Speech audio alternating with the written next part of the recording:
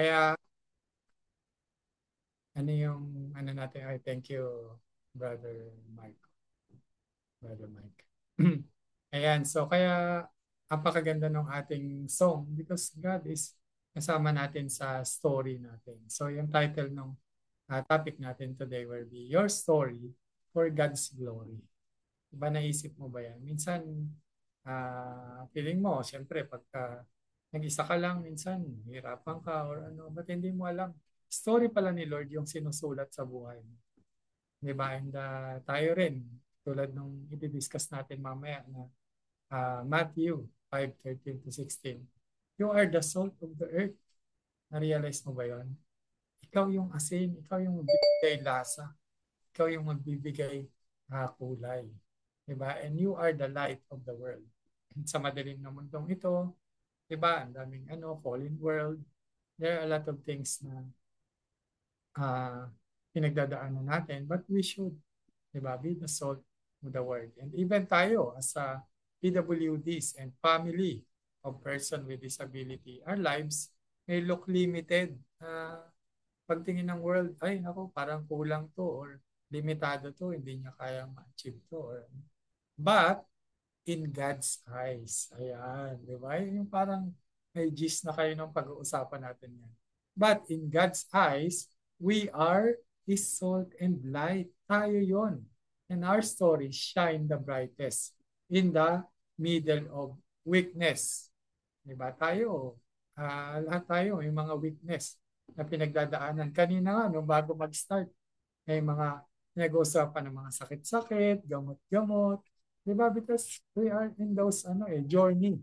Kaya nga, meron tayong PWD Fellowship para kita nyo naman yung vision is for us to see what God wants us to do in our life, yung purpose niya. Di ba? So, sino bang masigasig na magbasa with feelings ng ating Bible verse today? May volunteers ba? Brother Perry, pwede bang basahin mo? Ang lagay, joke lang. Ang lagay, joke Please, lang. thank you. Kayo ang asin ng sanlibutan, ngunit kung mawawala ng alat ang asin, paano pa may babalik ang alat nito? Wala na itong silbi, kaya itinapon na lamang at niyayapakan ng mga tao. Kaya ang ilaw ng sanlibutan, hindi may tatago ang isang lunsod na nakatayo sa ibabaw ng isang burol. Hindi rin sinisindihan ng ilawan upang ilagay sa ilalim ng takalan. Sa halip, inilalagay ito sa lalagyan ng ilawan upang magbigay ng liwanag sa lahat ng nasa bahay. Gayun din naman, dapat ninyong palinawagan ng inyong ilaw sa harap ng mga tao upang makita nila ang inyong mabubuting gawa at papurihin nila ang inyong Ama na nasa langit. Sulat na galing sa Mateo 5 verses 30, Amen. chapter 5 verse 13 to 16. Thank you, Brother Perry. So, Welcome. kita-kita natin dito yung purpose no sa buhay natin. 'Di ba? Walang nakalagay dito na ay pagka normal ka lang, ito yung gagawin. Hindi, lahat tayo. 'Di ba? And makikita mo dito yung kung saan tayo pinoposition ni Lord. 'Di ba? And dapat makita rin natin sa ating sarili 'yon. So, tingnan natin sa mga susunod na verse. So, Brother Mark, can you read this, bro? Bakit ba, why our story matters? Brother Mark Doktama? Ay, sige, sige. Ako Yes, pala yung bro, dito. please. Yan, good afternoon mga kapatid. Yan, so First Peter 3:15. Sa halip, si Kristo ang ituring ninyong Panginoon at itanim ninyo sa inyong mga puso ang paggalang sa Kanya. Lagi kayong maging handa na ipagtanggol sa sino mang magtatanong sa inyo tungkol sa inyong pag-asa na kaloob ng Diyos. Ngunit gawin ninyo ito ng may kahinhinan at paggalang. Praise God po. Thank you, bro. Praise God, di ba? May kahinhinan. At saka laging ready tayo na, oh bro, ba't ka ba ganyan? Ano nangyari sa'yo? Di ba? Those are, kung titingnan natin, kasi ganito eh. Pero sa ating mga sumusunod kay Lord, kinakita-kita natin na opportunity yon to share the Word of God sa ibang tao. Di ba na makita si Lord sa buhay natin? And kaya, our story matters. Di ba? So, ayan. So, una-una, your story makes Jesus real. Yung katotohanan, yung pagiging totoo ng Lord Jesus sa buhay natin ay kita-kita dun sa mga testimony natin, sa pag-share natin. Di ba? Pag-pray natin, ako, thank you Lord. Thank you Lord Jesus sa ganito. Di ba? Thank you Lord. Talagang gino-glorify natin at nakikita ng ibang tao na talagang, ay, yung ano, buhay pala. Kala ko pangalan lang yung Jesus. Kala ko sineselebrate lang natin yung Pasko at mahal na araw. Yung pala, araw-araw kasama natin siya. Pwede natin i-experience na mag-grow tayo doon sa relationship natin sa Kanya. And, syempre, people don't connect with perfection. Perfect naman yan. Ayoko na dyan.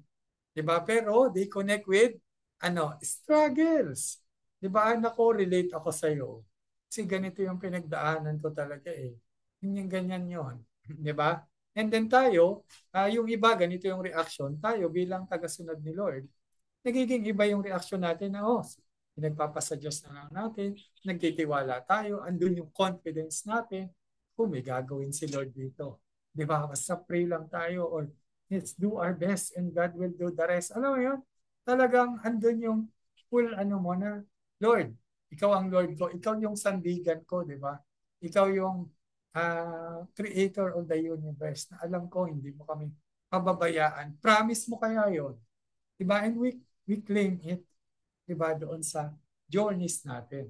And even, di ba, sa ating mga may kapansanan, PWDs and their families have a powerful voice that world cannot ignore. Di ba? Minsan, paunahin nyo yan. Ano yan? Naka-wheelchair. Di ba kita-kita mo doon na, nakikita nila. Di ba? And it's your opportunity as well na ipakita sa kanila yung attitude, yung being Christ-like. Di ba? Yung being the salt and light. Na kahit ganito, di ba? We can follow the Lord. Di ba?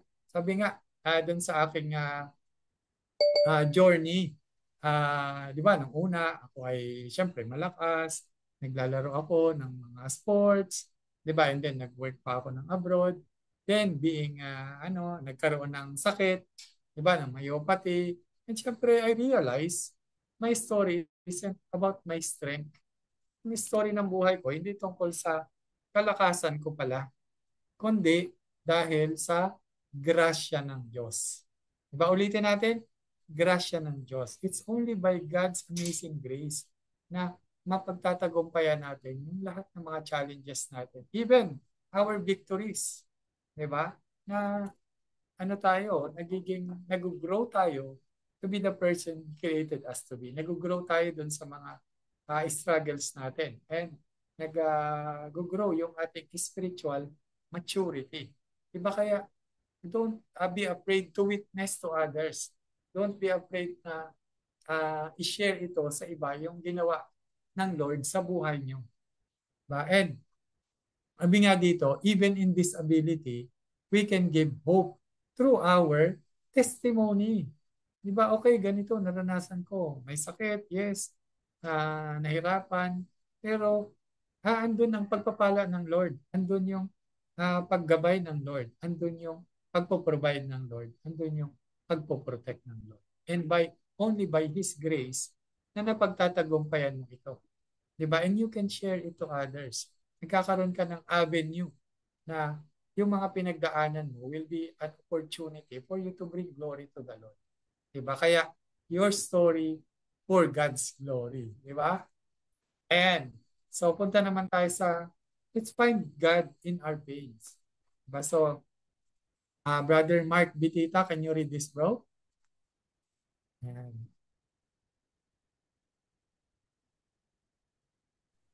Hey, Yes po.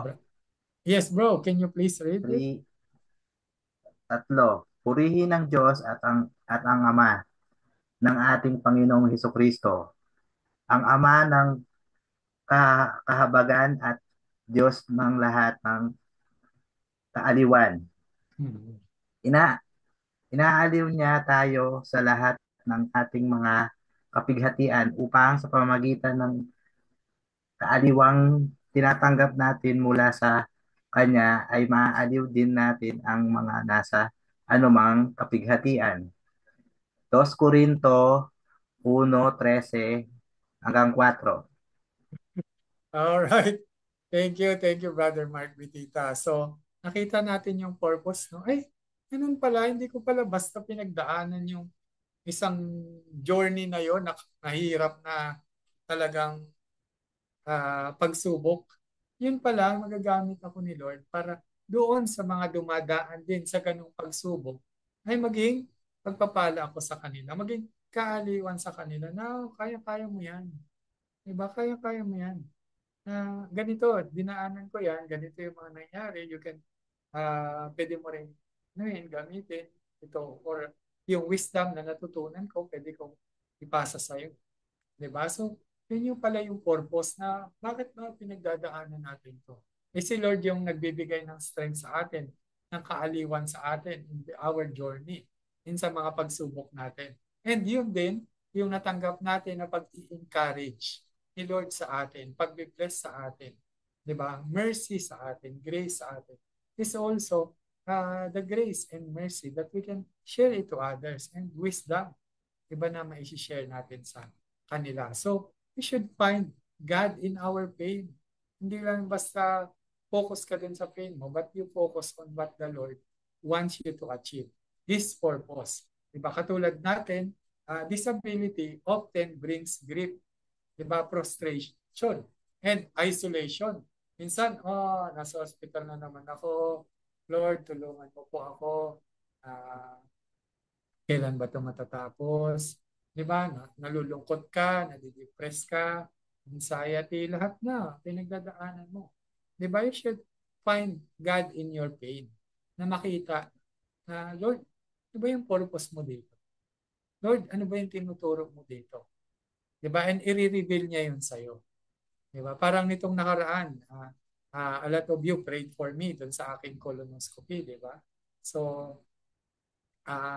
natapos ko yung journey, nakapag-prepare, na-prepare ako ni Lord, di ba? And naging, as we pray for His favor, naging favorable yung result, di ba? And then, because of that, nabigyan ako ng tamang gamot, and then, may bonus pa na God provided for everything that yung mga hospital bills. Di ba? Even the doctors, He provided. Kaya yung ating mga pinagdadaanan, let's find God in that. And hindi ko ito masishare sa inyo kung hindi ko yung pinagdaanan. Diba? And we continue to pray. And not only that, even in our grief, even sa hospital, maraming mga ginagamit si Lord na mga avenue, tulong, may doktor na libre, and a lot more. Even people na hindi follower ni Lord, pwede niyang gamitin. Diba? And it's also your opportunity to share to them. Diba naalala niyo nung one time na emergency room din kami. Pero yung pala, nakita namin yung mission ni Lord na mayroong pasyente rin doon at family. Nasisharean pala namin ng word ni God, ng encouragement. Diba? So, yun pala na kailangan magdaan ka doon para ma-accomplish mo yung purpose ni Lord. So, if you can see that in that light, diba nagiging, kung nga pala, no, kumbaga, ang lakas ng backer ko. Hindi ako pababayaan ito. So, I will focus doon sa purpose niya para sa akin. Diba? And, nung time nga na yun, when I was diagnosed na muscular myopathy or muscular dystrophy, even yung mga basic na ginagawa ko, pag sa shampoo, pagtututbrush, ang hihirap na yan. Dati ang dadali-dali kong ginagawa. Pero yet, through that weakness, I discovered a new mission to encourage other PWD and families who are also struggling dahil nangihirapan sila. So, it's an opportunity para ma-encourage sila. And sabi nga dito, dun sa mga challenges natin, but God meets us in our weakness. Dun sa mga kahinaan natin, hinakatagpo tayo ng Lord. Di ba kailan ka ba laging nagpe-pray? Pagka may pinagdadaanan ka, minsan dikit-dikit mo, umaga, hali, hapon, Lord, please pray for me. Lalo na yan, pag nasa hospital ka, panay ang pray mo. Di ba? Because you are depending on the Lord. You're trusting in the Lord. Siya lang yung aasahan mo. Not even yourself. Di ba? And He comforts us. So we can comfort others. Okay? Comfort niya tayo na okay, mayroon kang nararamdaman, nahihirapan ka, but God gives us the peace, give us the comfort. Diba? Not only through sa mga hospital beds, but even people sa family mo, diba? Or other friends and families or any support groups, diba? You will find comfort doon sa mga lugar na yun or sa mga tao na yun. Kaya tandaan natin, diba? Your pain has a purpose. It can bring healing to others. Diba? Tandaan natin yan. It can bring healing to others. Naalala ko na bago pa lang yung Love God More and Disability na page, may isang cancer patient doon na nagme-message. And sabi niya, "Oy, Kuya Lance, mayroon akong bukas. Mayroon akong dialysis." So, nasa na siya, stage 4. So, natatakot ako, pag-pray mo naman ako. And then we fellowship, we encourage. Chat lang yun. We didn't have a call or chat lang. And then encourage, prayer.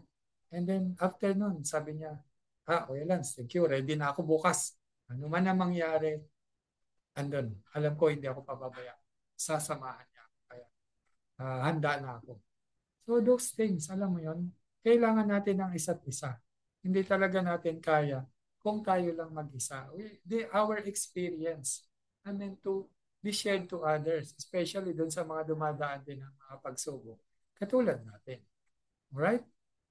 Ayan. Praise God. So, being the salt and light naman bilang PWD and families. Okay? So, ito yung inanuhan natin kanina. Pinasa natin. And doon sa verse na yun, being the salt and light is yung salt, people see your joy despite hardship. And they want you, what you have. Sana ganun din ako na kahit may pinagdadaanan, masaya pa rin. Di ba? May peace pa rin. Kasi minsan, pagka may pinagdaanan tayo, doon agad tayo nakatutok sa problema na, Lord, anong gagawin ko to? Minsan nga, nakalimutan na si Lord. And eventually, pag wala ka ng choice, saka ka lang tatawag kay Lord. Hindi ganun. Dapat makita mo talaga na, oh Lord, bakit ko pinagdadaanan to? Ano yung purpose mo? Ano yung mission mo about this? Diba? Help me to understand. Help me to see it. Diba? Para makita ko. And magkaroon ako ng tamang feeling dito sa challenges na to. Diba? And diba, maaano natin yan sa mga tao na malapit sa atin para ma-share natin sa Lord sa kanila. And yung light naman is your story reveals God's hope in a dark world. Diba na, minsan may mga taong depressed. Diba? Minsan may mga tao na, kulang sa ganito, nagtaumingi ng tulong, may advice. Diba? But you should always bring them to the Lord. Kasi hindi naman talaga tayo yun. Diba? Story natin is for God's glory.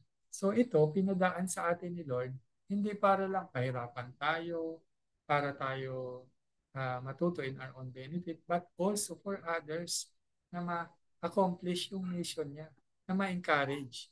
Diba? And there's a lot of people dito sa PWD Fellowship na na-change yung kanilang perspective in looking at things, in looking at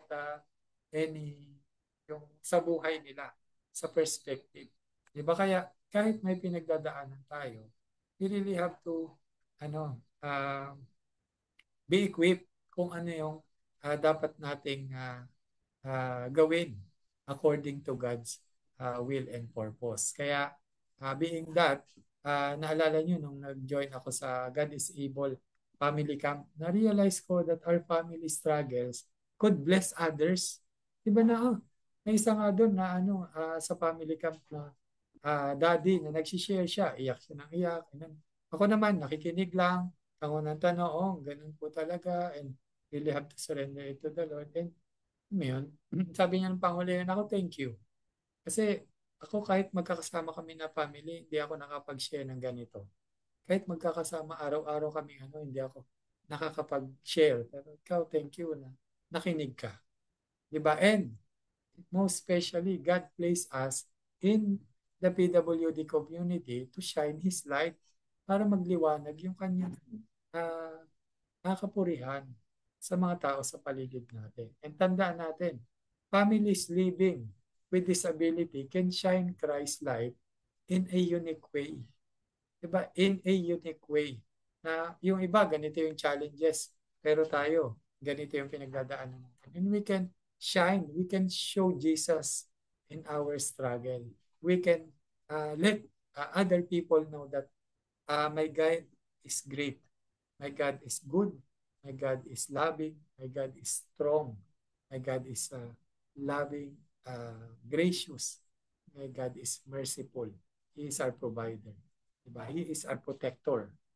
Okay? Kaya don't forget na yung mga stories natin ay may purpose si Lord at ginagamit niya ni Lord yan in a unique way. Okay?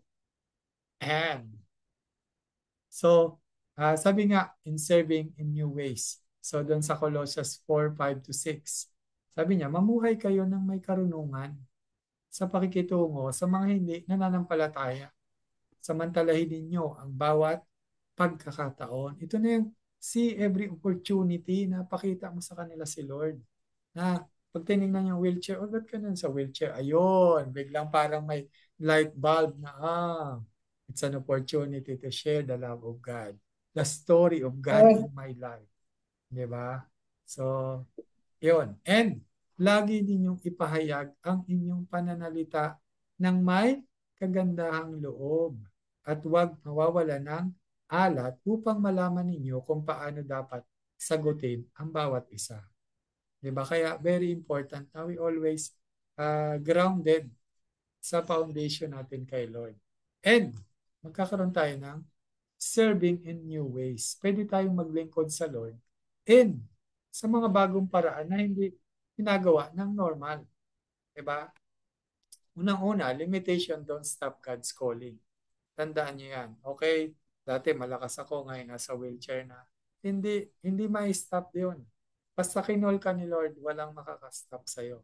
Diba? Whatever your situation is, your capacity is, hindi ka pababayaan ng Lord. Hindi yun i-stop. Diba? Even, alala niyo, sigurado pandemic. Ayan, punta, turok, lockdown. Diba, Lord, paano kaya kami makapag-serve sa'yo? Diba, during that pandemic, tinanong natin si Lord. Tinanong si Lord na, Lord, paano ba makapag-serve? Hindi na makalabas, hindi na makapuntang church. Diba? And He led me with our PWD friends, sina Brother Mark, sina Brother Dondon, Brother Mike, na mag-come up with PWD Fellowship. Basta nag-create kami ng Zoom, una 4 lang, and then ngayon, ang dami na natin. Diba? And every week, diba, PWD and their family encourage each other, pray and grow in faith na magtitiwala sa isa't isa. Diba? At magtiwala sa Diyos. Diba? And we can adapt and still serve wherever we are. Ano man yung sitwasyon natin. Kaya wala talaga tayong excuse. And, syempre, nandyan yung PWD Fellowship. And even online, fellowship can change lives. Diba? Even dito, may mga members tayo na nakilala si Lord, natanggap si Lord bilang Panginoon tagapagligtas, and nag-share din sa kanilang mga bahay, sa kanilang mga barangay, nagpabaptize, and it really changed lives talaga. So, kaya nakaka-bless. Diba? Even sa unique, talagang praise God. So kaya tandaan natin that disability doesn't cancel ministry. It reshapes it. Diba? Iba namang itsura. Diba? Kung dati, dapat ito para sa mga ganito lang. Ngayon, may mga para sa mga disability. Kung nasaan man kayong estado, you can shine doon sa ways na yun. And there's an opportunity to always serve others. Okay? And then, syempre, breaking the self-sufficiency na kala natin sa atin lang tayo maasa. Sabi sa Juan 8:32, at inyong makikilala ang katotohanan. At ang katotohanan ang magpapalaya sa inyo. Diba? So, having that verse, breaking self-sufficiency, many believe life depends on personal strength. Diba? Dati, okay, nasa company ako, ayos na. Baga, lahat ito in my working years. Akala ko, I'm strong, self-made, kaya ko to, ako na gano'n, nagtrabaho ko, nag-aral ako lahat ito. Diba? But in my illness, diba? Yung sa aking diagnosis, ba, tinuruan ako ng Lord na si Lord lang pala talaga yung magsusustain sa akin. Si Lord lang pala yung magpabibigay. At lahat ng to, lahat pala by God's grace lang yun. Di ba mula nung pinanganak ako hanggang ngayon, it's all by God's amazing grace. Di ba? But this ability reveals how fragile human strength is. Pala na, sa mga sakit-sakit nakita natin, even the pandemic revealed to us na ganun lang kabilis ang buhay. Ganun ka ganun ka valuable. Diba? Kaya we really have to know yung ating priority as we want to follow the Lord. Diba? Na kahit may mga ganung pagsubok, kailangan we depend on the Lord. Diba? Kaya nga yung isa sa mission natin na talagang kailangan i-share mo si Lord. Share the love of the Lord. Kasi yun yung nagbigay ng empowerment sa atin at ng katotohanan na talagang hindi talaga natin kaya without the Lord. Everything, di ba? Kung susumahin mo, okay, may ma-accomplish ako, nakapag-fellowship ako, makaka-accomplish ko ba to kung wala akong internet? Makaka-accomplish ba ako kung wala akong gadget? Di ba? And then, to make the long story short, kung wala akong buhay, makaka-join ba ako dito? Lahat yun, si Lord ang nagbigay eh. Di ba kaya you really have to break in that na in your self-sufficiency, kailangan si Lord yung i-recognize mo. And that true freedom comes only from God's truth. Doon sa katotohanan na si Lord lang ang talagang nagsusustain sa ating lahat. Diba? And tandaan natin, we may be weak, mahina tayo, but Christ make us strong. Diba? I can do all things through Christ who gives us strength. Kaya ano man yung binibigay sa ni Lord na task, dyan sa iyong pinagdadaanan ngayon or in your state today, discover it and God will make you strong. Bibigyan ka ng strength ni Lord. Amen? Ayan. So, doon naman sa kapangyarihan, doon sa ating weakness. Diba sabi doon sa 2 Corinthians 12:9, ngunit sinabi sa akin ng Panginoon, ang aking biyaya, ito si Paul, ang aking biyaya ay sapat na para sa iyo sapagkat ang aking kapangyarihan ay nagiging ganap sa kahinaan. Wow, grabe. Kung makita mo, very radical. Kung makikita yung kapangyarihan sa aking kahinaan. Diba? Because we rely on the Lord. Diba si Lord ang nagbibigay lakas sa atin? Si Lord ang nagbibigay ng strength, ng power, ng support, ng wisdom, and all the things we need para mapagtagumpayan natin. Kaya't, sabi nga ni Paul dito, kaya't buong galak, kung ipagmamalaki ang aking mga kahinaan upang manatili sa akin ang kapangyarihan ni Kristo. Di ba kung kita mo, ay, oo nga pala, no? Sa hina ako ng wheelchair na to, si Lord ang makikita. Di ba? Dahil sasabihin natin na, naku, obviously, tayo, obvious na obvious, talagang mahina. Di ba? Kung sa suntukan lang, talo na. Di ba? Pero si Lord ang kikilos para sa atin. Di ba? Para mapagtagumpayan yung mga purpose niya sa buhay natin. And having that power of weakness, the world expects misery for PWD na ay dapat mahina na tao. Wala nang pag-asa to or wala na tong dapat joy kasi nasa kahirapan ng sitwasyon siya eh. 'Di ba? Pero bilang tagasunod ng Lord, joy in Christ confuses and inspires them na. Huh? Ganun. Ay na siya pero ganun parang ang lakas-lakas niya. Parang nagagawa niya pa yung mga hindi ko kayang gawin. And that's our opportunity to say, It's only by God's grace. Glory to the Lord po. Praises lang po sa Lord. Si Lord lang po talaga yan. Di ba? Your story brings God's glory. And weakness is not the end. Diba? Tandaan mo yan, weakness is not the end.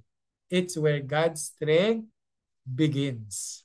Diba? Doon nagsimula yung power ni Lord na, okay Lord, di ko na kaya ito. Alam ko, kayo lang ang maaasahan ko. Let your will be done. Diba? Makikita yung power ni Lord sa buhay natin. Diba? And God's power is most visible in our weakness. Diba? Katulad ko, I may be in the wheelchair, unable to do what I once did. Yung mga tatakbo, paglalaro, diba? Hindi ko na kayang gawin yun. But God still uses me to disciple leaders and share the gospel. Diba? And my weakness is my pulpit. Diba? Lahat tayo we share. We have opportunity. So itong weakness na to, it's our pulpit para ipakita yung kapangyarihan ng Lord sa buhay natin. Yung ginagawa ng Lord sa buhay ng bawat isa sa atin. Diba? And we see it, we still have all those things. Talagang walang excuse. Ayan. And sabi sa 1 Corinthians 3:12-13, kung ang itinatayo ng sino man sa ibabaw ng pundasyon, ito ay ginto, pilak, mamahaling bato, kahoy, damo o dayami, sa takdang araw, mahahayag ang ginagawa sa bawat isa, sapagkat ito'y susubukin sa pamamagitan ng apoy. At ang apoy ang magpapatunay kung anong uri yung gawa sa bawat isa. Diba? So building what lasts, yung matibay. So tayo, mayroon tayong personal relationship kay Lord, and every challenges, marireveal yung mga character natin. Di ba kahit pa i-fake mo to sa ngayon, ilalabas to ng Lord, i-reveal niya. Di ba para matuto tayo. Di ba? At tandaan natin, disability teaches us not to waste time on temporary things. Di ba? We focus on dun sa what is, alam mo yun, eternal. Di ba? So, even this, di ba? Kaya nga we share that loving God more in disability dahil kay Lord lahat tayo umaasa. Di ba? Kaya nakikita natin yung buhay na walang hanggan na isinishare natin sa ibang tao. Ano ba yung tumatagal? Siyempre, yung kaluluwa. Di ba? Yung discipleship na sinare mo dun sa taong yun. And it will run to the generation. Hindi mo alam na yung isang tao mong share magiging mag-share pala doon sa mga taong to. And then patuloy. Di ba? Na mag-share sa iba. And syempre, yung pananampalataya.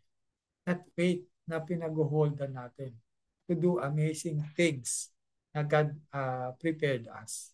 Di ba? And to share it to others. Di ba? Sabi nga, very important that we read the Bible kasi yun yung nakikilala natin si Lord. Di ba? Nagme-mentor tayo ng leaders. Kaya tandaan natin, very important. Ito, huwag niyo kakalimutan na magbasa ng Bible. Okay? Kung ikukumpara natin sa pagkain, ang Bible is very organic. Kumbaga, siya, very healthy sa atin. Diba? And yung iba naman na mga listening to preaching, parang mga processed food. Beneficial din, pero in reading the Bible, mas na-encounter natin si Lord. Diba kasi personal relationship natin yun. Personal na pangungusap ni Lord sa atin yun. Kaya huwag mong kalimutan na mag-read. Kahit ilang verses lang or isang chapter lang a day. Don't forget to read. Diba? Kasi yun yung magiging tools mo sa paglaban mo sa buhay. Diba? And diba? Even sa mga pag-share mo, sa mga small groups, diba? Yun yung mga goal na hindi matitinag kahit paano mangyari sa atin. Matatandaan natin yung mga Bible verse na binabasa natin. And huwag tayo mag-alala, ipapaalala sa atin ni Lord yan kahit hindi mo na maalala, but in time na maka-encounter ka ng challenges or perfect doon, God will remind it to you. And it continue to yung buhay natin ay nagiging matibay sa pamamagitan ni Kristo. Kaya let's continue to share to others, disciple others. And tandaan natin, families affected by disability can build eternal treasures. Kaya doon tayo nag-iipon sa heaven. Diba? Tingnan natin na ano yung magagawa natin para sa kapwa natin.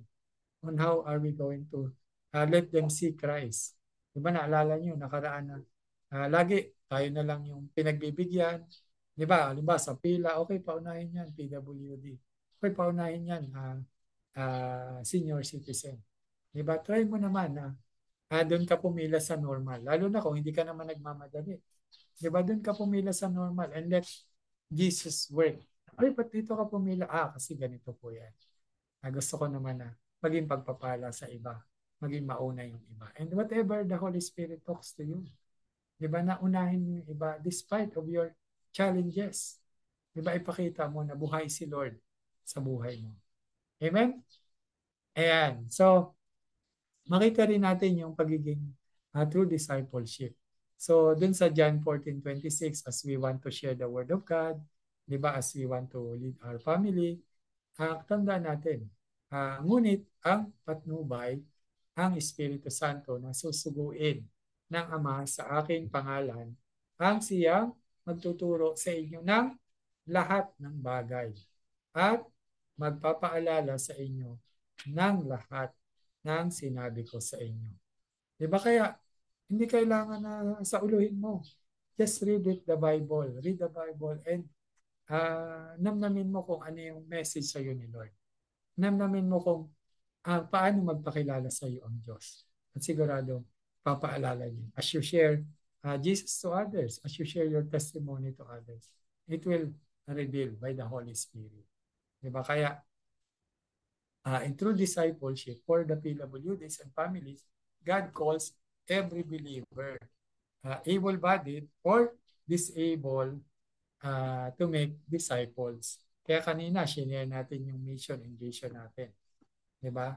Na Timothy's, yung ano natutunan mo, you share it to others as well.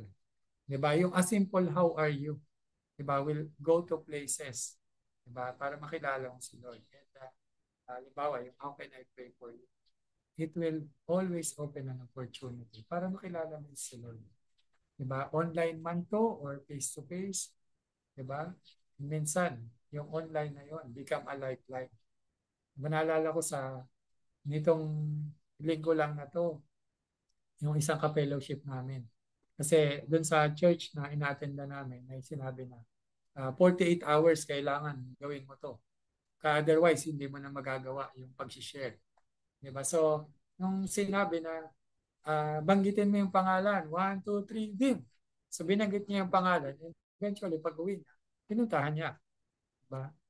And then, yun pala, may problema sila sa family, sa mag-asawa. And talagang yun na yung peak na talagang ayaw na niya, maghihiwalay siya. And then, sakto naman na dumating siya, yun yung napaliwanagan niya, na-share niya si Lord, yung great plan ni Lord sa family, yung design.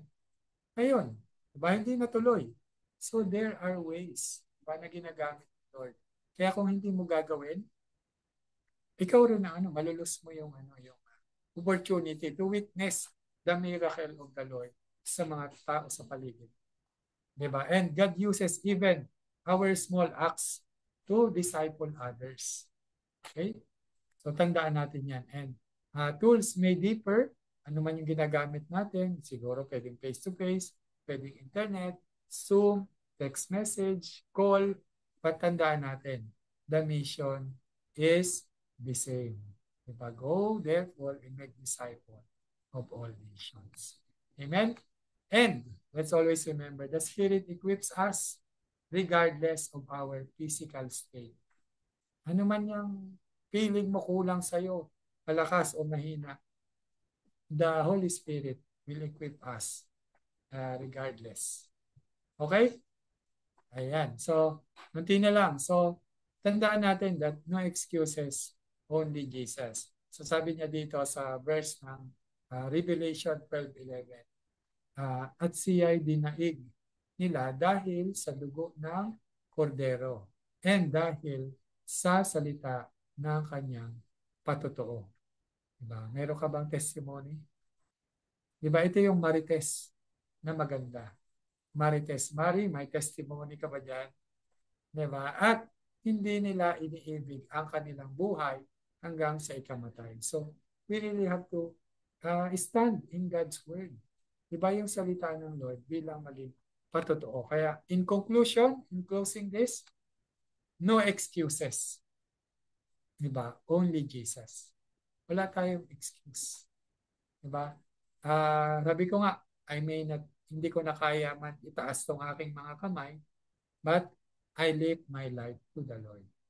Diba? I surrender it all to the Lord. Diba? And whatever you have today is enough for God's mission. Diba lagi natin sinishare dito na kung ano man yung mission ng Lord sa iyo ngayon, sapat lang kung anong meron ka ngayon. Ano man yan, malaki, mahirap, mabigat, sapat lang kung anong meron ka ngayon. Kaya huwag ka nang maghanap ng ano pa. Ikaw, tinawag ngayon for your mission ngayon. Bukas, iba na yung mission. But the thing is, yung answer mo, yung response mo kay Lord. Diba? Let's not let our limitation limit the glorious works of God sa buhay natin. Diba? And let's always remember, disability is not disqualification.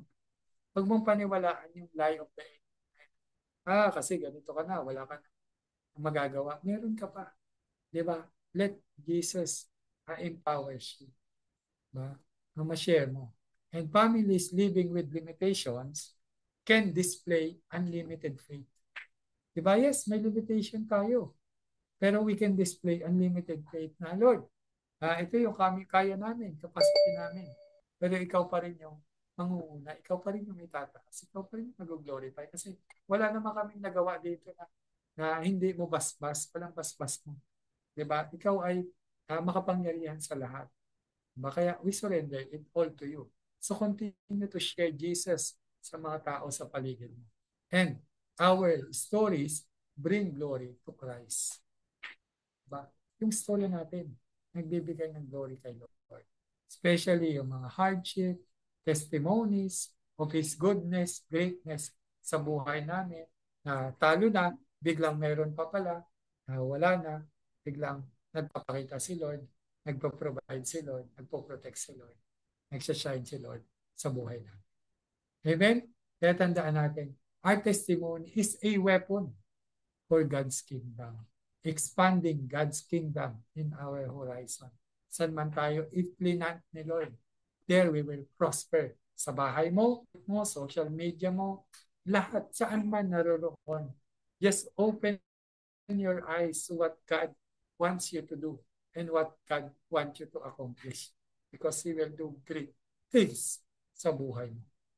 Amen? Ayan, praise God. So, yun lang, and let me just pray for you before we go and go to our breakout rooms. Okay, Father God in heaven, thank you, Lord, sa paalala, Panginoon, sa araw na ito, that our story is being used, Panginoon, for your glory and honor alone. Hindi po namin to kaya, Lord, without you. Minsan, hindi namin matanong na ano ba yung tinuturo mo sa amin, sa mga challenges namin. Minsan, masyado kaming focus dun sa mga sakit na nararamdaman namin, paghihirap. Hindi na namin nakikita kung ano yung purpose mo, Lord. But Lord, sa panahon ito, Panginoon, gisingin mo kami, Panginoon. Ipakita mo, Panginoon, yung purpose mo sa buhay namin. Yung plano mo, Panginoon. Yung inihan para pagpapala at mga taong mini-mission mo para sa amin na ma-share, Lord. Lord, help us, Lord, to always surrender to you na lagi ang magiging response namin, Panginoon, sa mga pain, kahirapan is prayer, Panginoon, and intimacy with you na, Lord, alam namin that walang nalilingid sa inyo, walang aksidente sa inyo, at walang sorpresa sa inyo, na alam niyo ito lahat, Panginoon. Kaya we totally surrender, depend on you, trust you, that you will do great things, Panginoon, sa buhay namin. Thank you, Lord, sa lahat ng mga naririto, Panginoon. Kausapin niyo po kami at magkaroon kami ng magandang breakout, Panginoon, later for your glory and Thank you, Lord. As this, we give thanks and praises. In Jesus' mighty name we pray. Amen. Praise God.